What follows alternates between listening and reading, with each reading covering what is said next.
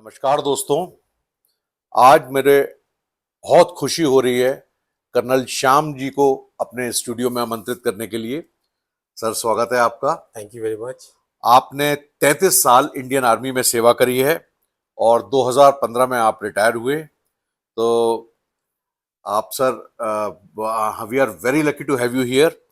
और मेरे कुछ सवाल आपसे हैं, अगर आप इजाजत दे तो मैं शुरू करूं। Sure sure. तो आपने कब ज्वाइन करी आर्मी, और आपको किस चीज ने, आपके किस थॉट ने आर्मी ही ज्वाइन करने के लिए प्रवोक करा, या जो एनलाइटन हुआ आपका दिमाग?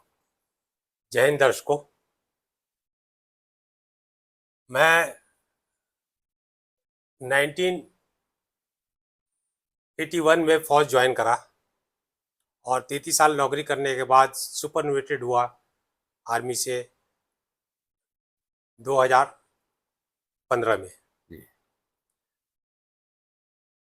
फौज ज्वाइन करने का मेरा मुख्य कारण एक्चुअली जब हम छोटे थे तो इतना हम सोचते नहीं थे कि क्या करना है क्या नहीं। बचपन में मेरा पूरी जिंदगी आउटडोर कटा, खेल में ज़्यादा मन लगता था। एक बार क्या हुआ कि मुझे एनसीसी कैंप में मेरे स्कूल के टीचरों ने भेज दिया, जबकि मैं एनसीसी नहीं लिया हुआ था।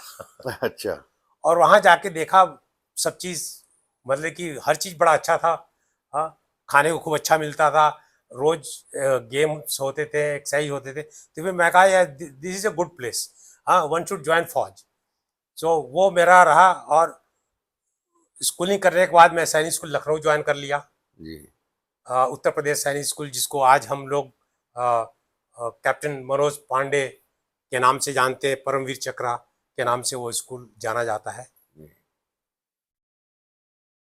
फिर उसके बाद मैं नेशनल डिफेंस एकेडमी ज्वाइन करा और 1981 में आईएमए से 1 साल ट्रेनिंग करने के बाद कमीशन हो गया। As a second lieutenant in Indian army.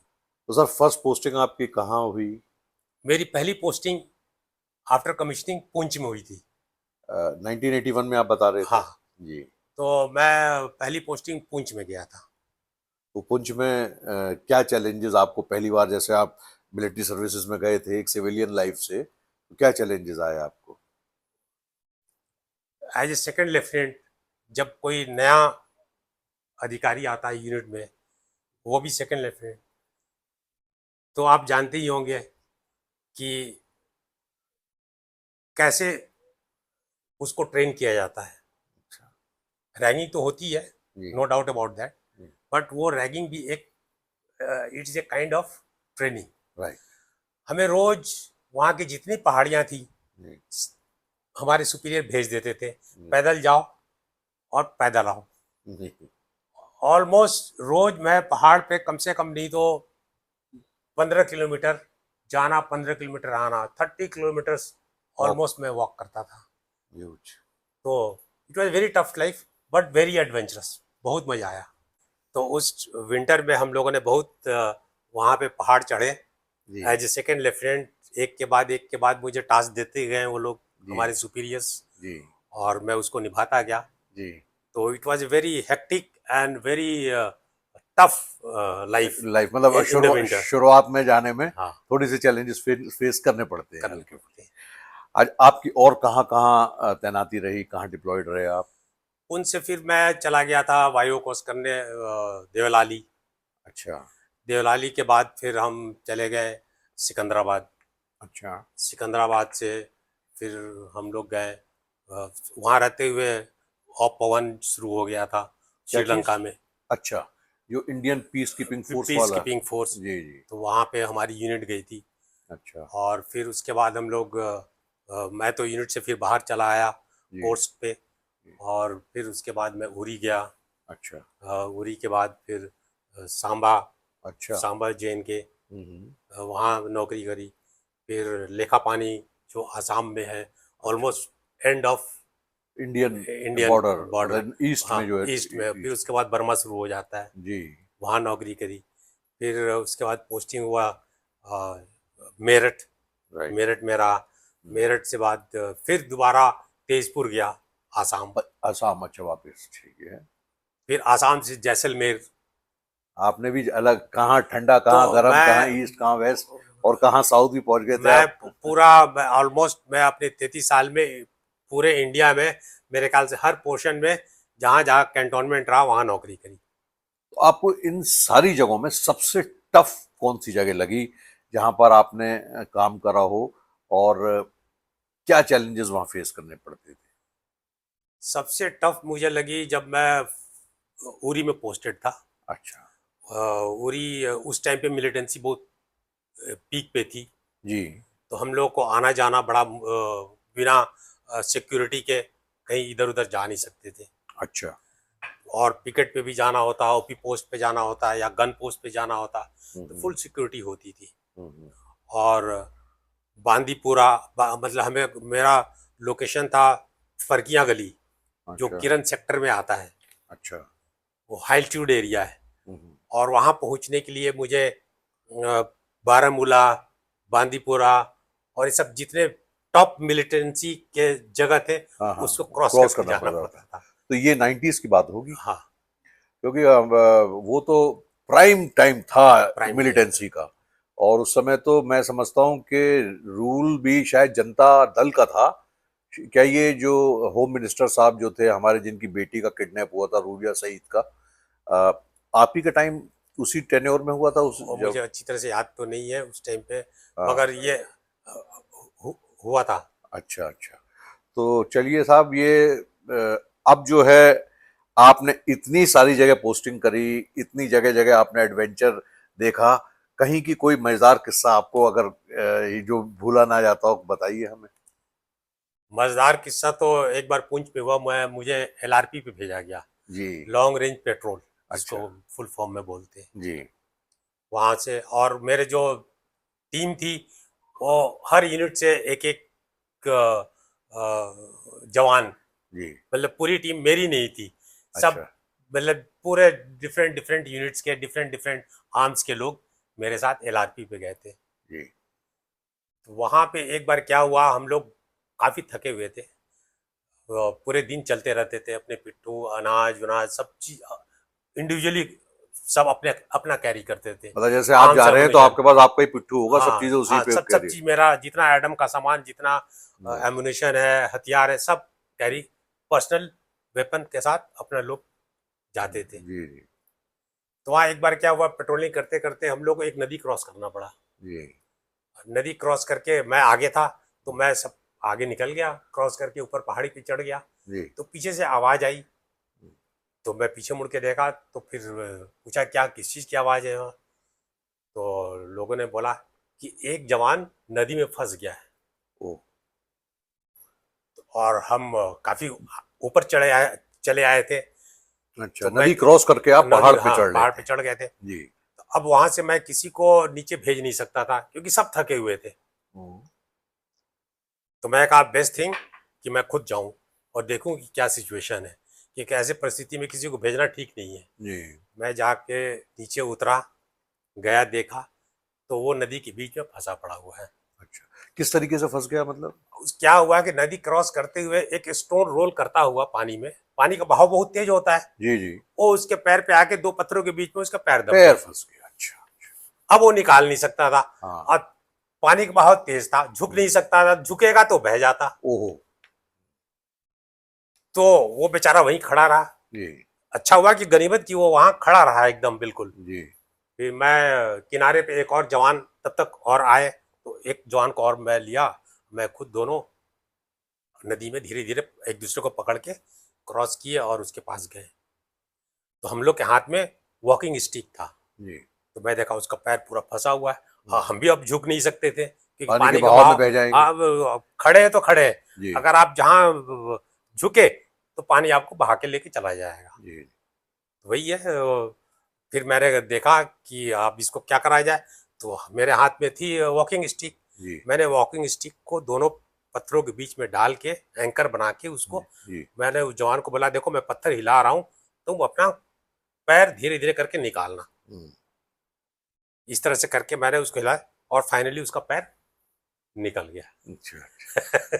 बहुत बचा साहब। तो उसको फिर लेके फिर बाहर हम लोग निकले। जी मजेदार बात ये थी, उसके बाद से पूरे LRP में वो हमेशा अब आगे जाने लग गया। अब पीछे पीछे नहीं रहता अब था। पीछे बोला कि मैं पीछे नहीं रहूंगा या, अब। नहीं सही है, वो भय तो खैर बैठ ही जाता है, किसी ना किसी के साथ भी ऐसी इंसिडेंट आ जाए तो। अच्छा आपने अगर आप देखिए, एक तरफ हमारा पाकिस्तान है, एक तरफ चाइना है, एक तरफ बांग्लादेश है, अगर ये तीनों फ्रंट खुल जाते हैं जैसा कि आजकल के हालात चल रहे हैं, तो आपको क्या लगता है कि हम फेस कर पाएंगे हिंदुस्तान तीनों तरफ की लड़ाई को? देखिए, ऐसा आजकल की लड़ाई पहले वाली लड़ाई नहीं रही। अच्छा। अब पूरा टेक्निकल जी। लड़ाई हो गई है, हम्म। और इस फील्ड में इंडिया बहुत ही स्ट्रांग है, अच्छा। टेक्निकल फील्ड में। हम्म। मतलब कि अब हम अ, मतलब दब के नहीं रह सकते। राइट। हम्म। पाकिस्तान को तो हम कभी भी देख सकते हैं। जी। China is the main enemy right. Of India. Right. तो और फिर अगर टेरेन वाइज भी देखा जाए तो हमें हिमालय काफी सपोर्ट करता है। जी जी। मगर वही है, आज की लड़ाई हम देख ही रहे हैं कि सारा ड्रोन्स और ड्रोन्स की और मिसाइल्स मिसाइल्स की की होने लड़ाई लग हो गई गई, है। हाँ। तो अब वहां पे पहाड़ों का भी उतना रोल नहीं रह गया है। हाँ, होल्ड नहीं रह गया है। हम्म। तो हम टेक्निकल उसमें technically we are very strong. Hmm. और आज के लड़ाई में कोई ऐसा नहीं है कि एक तरफा लड़ाई होता है, राइट। और ये बेसिकली इकोनॉमिक लड़ाई होती है। जी। अगर कोई एक दूसरे कंट्री के ऊपर युद्ध छेड़ता है तो उसको हर चीज देखना पड़ता है, इकोनॉमी देखनी पड़ती है, पब्लिक सपोर्ट देखनी पड़ती है, हम्म। वो आपका आप कितना रेडी हो हम्म। लड़ने के लिए। हम्म। अगर रेडी नहीं हो तो आपको टाइम चाहिए रेडी होने के लिए। राइट। यू जी। Can't immediately go for war. Go for a war. हाँ, हर एक चीज की प्रिपरेशन जरूरी है। प्रिपरेशन होती है। जी। तो अभी आपने डोकलम में देखा ही, जी। चाइना अंदर घुसने की कोशिश करी, जी। हमारी फौज ने मुंह तोड़ जवाब दिया उसका। जी। और वो समझ गए कि now Indian army is not the same army of 62। 1961 हम्म। 62। हम्म। तो अब हम नेवी के तरफ से भी बहुत स्ट्रांग हो गए हैं। हम्म। एयरफोर्स तो स्ट्रांग है ही हमारी स्ट्रांग अब। हो ही रही है, जी। और भी हम अच्छे अच्छे एयरक्राफ्ट ले रहे हैं। जी। और आर्मी हमारा शुरू से ही काफी हाँ, स्ट्रांग आपका रही है। तो जो नारा है आर्मी का, हाँ, क्या नारा है साहब? मेरे जो आपका आर्मी का जो स्लोगन है, वो हर यूनिट का अलग अलग अलग अलग होता अलग है। अलग अच्छा, तो स्लोगन आपकी यूनिट होता का है। क्या स्लोगन था? हम लोग का तो एकता और अनुशासन था। अच्छा, तो ये जो आपकी जो रेजिमेंट कहते हैं, जो कर्नल के नीचे पूरी रेजिमेंट ही होती रेजिमेंट होती है, है, एक रेजिमेंट में कितने सोल्जर्स होते हैं लगभग? करीब एक रेजिमेंट के अंदर 400 से लेके 500 तक होती है। अच्छा, कर्नल के ऊपर जो है फिर आते हैं ब्रिगेडियर्स, ब्रिगेडियर्स आते हैं, और फिर उनके बाद फिर सीधे सीधे आते हैं, सेनाध्यक्ष, फिर मेजर जनरल्स आते हैं मेजर, फिर जो जनरल्स। डिवीजन को कमांड करते हैं। जी जी। फिर लेफ्टिनेंट जनरल आते हैं फिर जो जनरल। आर्मी को कमांड करते हैं, राइट। और फिर जनरल। फिर जनरल आते हैं। आज ये हमारा, आपकी नजरों में सबसे बड़ा दुश्मन कौन है? What is the biggest enemy of India? Who is the biggest biggest enemy of India enemy? at present, by seeing the complete scenario what is going on in India, जी। I think we are our biggest enemy. हम खुद अपने दुश्मन हैं। खुद अपने दुश्मन है। जी। खुद। जी आपने देखा होगा ऑप सिंदूर में, जी। जी। उससे पहले हम लोगों ने उरी करा था। उरी करा था। जी। हर जगह जी। हमारे ही लोग हमारी फौज के ऊपर उंगली उठाते हैं। उंगली उठाते हैं। हम्म। हम कितना भी अचीवमेंट कर लें, हम्म। हाँ, मगर गलतियां ऐसे निकालते हैं हम्म। जैसे कि एकदम बिल्कुल सब चीज बर्बाद हो गया। बिल्कुल सही कह रहे हैं आप। जो भीतर घाती लोग बैठे हुए हैं भीतर देश घाती में, लोग जो बैठे हुए हैं। आप बाहर के दुश्मनों को तो चिन्हित कर सकते हैं, करेक्ट। पर अपने अंदर के दुश्मनों को पहचानना और उनको खोज के मारना बहुत मुश्किल काम बहुत है। मुश्किल काम है। नहीं, आपने बहुत कम शब्दों में सारी बात कह दी कि हम अपने खुद ही दुश्मन हैं, बाहर के दुश्मन की तो जरूरत ही नहीं है। हाँ, तो आप देखिए, हम सपोर्ट नहीं करते अपनी गवर्नमेंट को, जी। अपनी फौज को सपोर्ट नहीं कर। अब इससे ज्यादा वीकनेस और क्या हो सकता है? बिल्कुल राइट यू आर। ये साहब, ये इतने टाइम से 3.5-4 साल से यूक्रेन की और रशिया की वॉर चल रही है, क्या लग रहा है आपको, ये खत्म होगी नहीं होगी, क्या एंड होगा इसका, क्या लगता है आपको? रशिया यूक्रेन एक अलग मोड़ पे पहुंच गया है। हम्म। यूक्रेन हार मानना नहीं चाहता, जी। और रशिया है जो अपने जो एम्स बनाया है हम्म। वो उसे खोना नहीं चाहता। जितना एरिया उसने ऑक्यूपाई कर लिया है। यूक्रेन बहुत ही रिच स्टेट है। हाँ, यहाँ मिल पे क्या बोलते हैं, मिनरल्स यूरेनियम वगैरह बहुत भी। ज्यादा है। जी। जी। तो रशिया कभी नहीं चाहेगा, जो कभी पार्ट ऑफ रशिया हुआ करता था, जी। जी। Ukraine was part of part of Russia. Russia, right. तो ये economic point of view, military point of view, क्योंकि वो बफर स्टेट भी चाहता है अपने और यूरोप के बीच में। हम्म। ये रशिया चाहता है। रशिया चाहता है अच्छा। जितना अब एरिया कैप्चर करेगा उसके लिए ज्यादा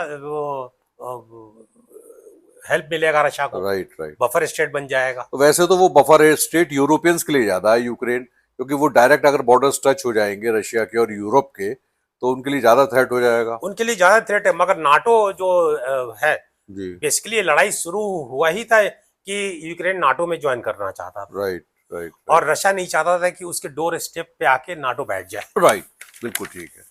हाँ, तो मेरे ख्याल से तो रशिया की प्रॉब्लम जो है, जो जेन्युइन थी, उन्होंने जो है, कौन चाहेगा कि मेरा दुश्मन मेरे घर पे जेन्युइन आए जेन्युइन आ जाए। प्रॉब्लम थी, कोई नहीं चाहे कि मेरे डोर पे अब पाकिस्तान है हमारे, पाकिस्तान और इंडिया के बीच में आकर चाइना बैठ जाए, हम नहीं कभी चाहेंगे, कभी नहीं चाहेंगे। कभी नहीं चाहेंगे। बिल्कुल ठीक बात। लेकिन वो बना तो रहा है वो पुल जो है, सीपीईसी करके, जो बना रहा है।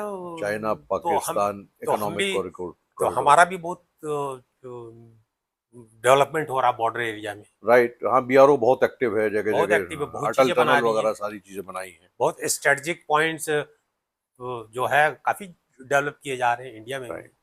तो सब ईरान और यूएस की जो वॉर चल रही है, पिछले लगभग एक साल ही होने वाला है अब तो, 8-9 महीने तो हो भी चुके हैं। तो क्या लग रहा है आपको, इसका क्या अंत होने वाला है, क्या होगा क्या नहीं होगा? इसका अंत तो अब डोनाल्ड ट्रंप के हाथ में। लड़ाई शुरू किया है अमेरिका ने, अब अमेरिका ही बताएगा जी। कि इसका क्या क्या क्या अंत होगा। अब तो गले की हड्डी बन गई है अमेरिका अमेरिका की। के लिए, जी।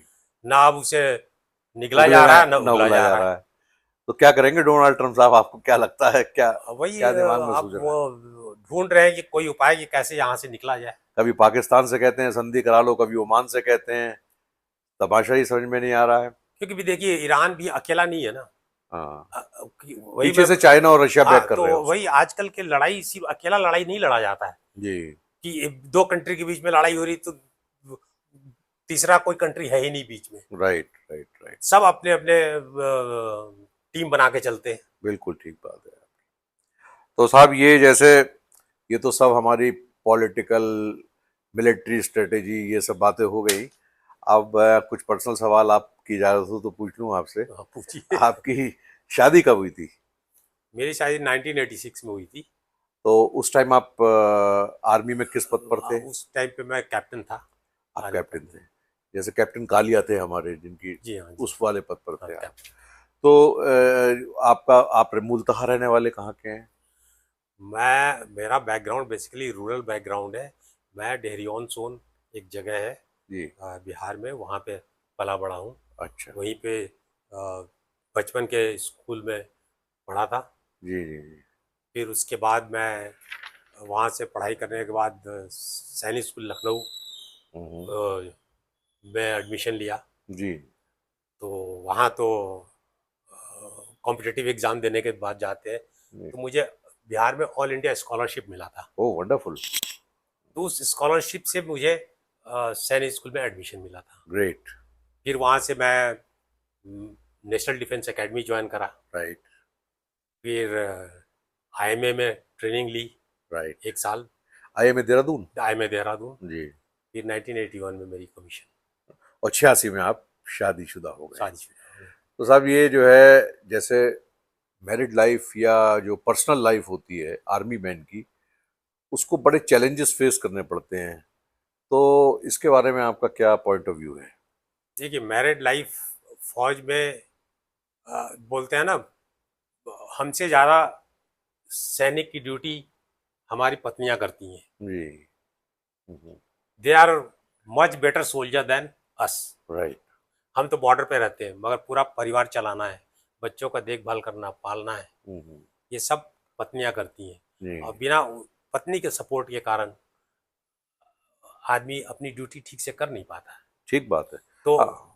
हम मेंटली बिल्कुल रेडी होते हैं अपने ड्यूटी में काम करने के लिए। क्यों होते हैं रेडी? क्योंकि हमें पूरा घर से विश्वास पीस है है आपको, कि मेरी पत्नी, मेरे बच्चों का घर पूरा वाले, ध्यान बच्चों रख का रही है, देखभाल मेरे घर का, मेरे परिवार का, मेरे सब। पेरेंट्स का, तभी आप जो है शांति से जो है देश की रक्षा कर पाते जी, हैं। तो साहब बच्चे आपके क्या कर रहे हैं? मेरे दो बेटियां हैं। जी। पहली बेटी जो है, बड़ी बेटी, वो डेफ एंड डम है। अच्छा। तो सबसे बड़ा चैलेंज मुझे यही था कि अच्छा। अब इसको आगे बढ़ाना है। राइट। तो और फौज में हर 2 साल के बाद पोस्टिंग, जी।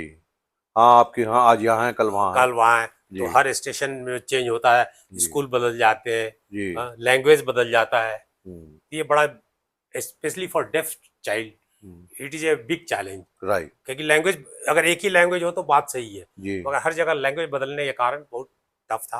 हम्म। फिर भी वहाँ पे मैंने अपनी बड़ी बेटी को आर्मी स्कूल, और हर जगह कंटोनमेंट में आर्मी स्कूल होता ही है, जी। तो आर्मी स्कूल में इसको पढ़ाया नॉर्मल बच्चों के साथ। जी। फिर उसके बाद ये 10th और 12th जो ओपन स्कूलिंग होती है, राइट। ओपन स्कूलिंग से इसके थ्रू करवाया। Right, NIOS type. हाँ, nation. NI, NI right. Open schooling. Right. फिर उसके बाद फाइन आर्ट्स में इसने बीएचयू से ग्रेजुएशन करा, वंडरफुल। वंडरफुल। और फाइन आर्ट्स में ही इसने मास्टर किया बीएचयू से। भाई आपने तो जो असब ये फौजी की बात होती है, देखिए जो जज्बा फौजी में होता है वो जज्बा कर्नल साहब में था, और थोड़ा सा डेफ एंड डम होने के बावजूद भी आपने उसको चैलेंज लिया और बच्चे को इतने शिखर पर पहुंचाया। यही नहीं, जी। इसको ये स्पोर्ट्स, जैसे हम लोग खेलते हैं, क्लब जी। में जाते थे, स्पोर्ट्स खेलते थे, जी। जी। तो इस बच्चों को लेके जाते थे क्लब में। बिल्कुल। तो इसको भी, जैसे मैं बैडमिंटन खेल रहा हूँ, तो इसको भी रैकेट पकड़ा दिया, तुम भी खेलो। जी। तो मैंने देखा कि इस पे तो she can pick up badminton very fast. अच्छा। फिर इसको मैंने कोचिंग दिलाया, अच्छा। कोच के अंडर एंड ऑल, जी। जी। And you will not believe, she became national champion in badminton. Wonderful. भाई ये इंस्पिरेशन है हमारे बच्चों के लिए, जनरेशन के लिए, कि कोई भी शरीर की व्याधि आपको आपकी कामयाबी के शिखर को पाने से नहीं रोक सकती, डेफ, अगर आपकी विल पावर स्ट्रांग हो तो। डेफ कैटेगरी में नेशनल चैंपियन बना इसने। जी। फिर she went to play, represent India in deaf Olympic. Wonderful. उसके बाद ये वर्ल्ड चैंपियनशिप में इंडिया को रिप्रेजेंट करा, वाह। एशिया पैसिफिक में इंडिया को रिप्रेजेंट करा। भाई, भाई आपने जितने सितारे अपने वर्दी पे लगाए हैं, उससे ज्यादा तो मुझे लग रहा है कि बेटिया ने आपके लगा दिए हैं। बिल्कुल बिल्कुल। और छोटी वाली क्या कर रही हैं साहब? छोटी वाली, she has done her graduation from SRM Chennai, okay. और अभी जॉब कर रही हैं अच्छा। गुड़गांव में। बहुत बढ़िया। तो इसके साथ भी एक चीज़ हुआ, एसआरएम में एक अलग से सब्जेक्ट लेना पड़ता है। जी। जी। तो इसने पूछा कि पापा यहाँ पे डांस है, योगा है, म्यूज़िक है, तो मुझे एक सब्जेक्ट लेना है, तो मैं क्या लूँ? तो बोला, मैंने उससे पूछा और क्या क्या है, तो बोले एनसीसी भी है। मैं बोला एनसीसी ले लो। जी। भाई आपका जो है, हाँ, जो मिलिट्री वाला खून है वो तो जोर मारेगा ही ना। तो मैंने उसको बोला एनसीसी ले लो, उसने एनसीसी लिया, जी। And she came best cadet in Tamil Nadu. वाह। वंडरफुल। और आरडीसी में जी। She represented her hmm. State, Tamil Nadu जी। जी। And Puducherry right. Directorate in RD, right. Right. जो दिल्ली में होता है, राइट। राइट। और वहाँ पे बेस्ट कैडेट बनी बहुत बढ़िया। All India. बच्चों की तो तारीफ बहुत सुन ली हमने, और अब आप अपनी वाइफ के बारे में थोड़ा सा बताइए, और हमारे चैनल के माध्यम से आप जो मैसेज उन्हें देना चाहते हैं उन्हें दीजिए। मेरी वाइफ वेरी सपोर्टिव। जी। हाँ, बहुत। एक्चुअली बच्चों का परवरिश, हम तो दूर रहे, जी। जी। सारा इन्होंने ही करा। जी। सुबह उठ के 4 बजे, हम्म। अर्ली मॉर्निंग 4 o'clock, बड़ी बिटिया को स्टेडियम में ले जाती थी रोज, hmm. For coaching and all. Hmm. तो बहुत त्याग करा इन्होंने, राइट। और शी इज़ वेरी गुड। हाँ, तो मतलब आप वहाँ देश की लड़ाई लड़ रहे थे और वो आपके लिए आपके बच्चों बच्चों की जी जी लड़ाई, जी परिवार की लड़ाई लड़ रही थी। दोनों अपनी अपनी फ्रंट पे विजयी रहे और उन्होंने भी जो है दो वीरांगनाएं जो है हमारे भारतवर्ष में प्रस्तुत करी। So nice of her. तो सर, जाते जाते आप हमारे व्यूअर्स को क्या मैसेज देना चाहते हैं? वीर को मैसेज यही देना चाहता हूँ कि लिव फॉर कंट्री। किसी ने ठीक कहा है, जी। You every time people ask कि देश मेरे लिए क्या किया। हम्म। आप खुद पूछिए अपने से कि आपने देश के लिए क्या किया। जय हिंद। जय हिंद। आप लोगों को कर्नल साहब के साथ हमारी वार्ता अगर अच्छी लगी तो हमें लाइक कीजिए, शेयर कीजिए, सब्सक्राइब कीजिए, कमेंट कीजिए, और अगर आप और सेशन में इंटरेस्टेड हों तो जरूर हमें बताइए। हम कर्नल साहब के साथ और मजेदार किस्से लेकर आएंगे। नमस्कार।